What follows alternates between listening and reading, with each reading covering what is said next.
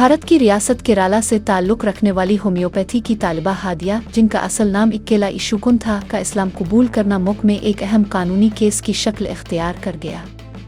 Reports के मुताबिक हादिया तमिल नाडु के शहर सीलम में bachelor of homeopathic medicine and surgery की तालीम हासिल कर रही थी, जहां वो मुस्लिम तालिबात के साथ रहाइश पजीर थी। उनके मुताबिक वो अपनी साथी तालिबात के अखलाक और बाकायदगी से नमाज अदा करने से मुतासिर हुई। मज़ीद बरहा उन्होंने इस्लाम को समझने के लिए इस्लामी लिटरेचर का मुताला किया और तालीमी वीडियोज़ देखे।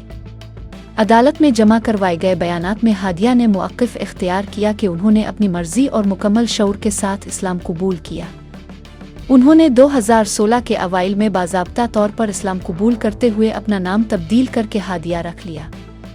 ये मामला बाद अज़ां भारत में मजहबी आज़ादी और शख्सी हुकूक के हवाले से एक अहम कानूनी बहस का सबब बना।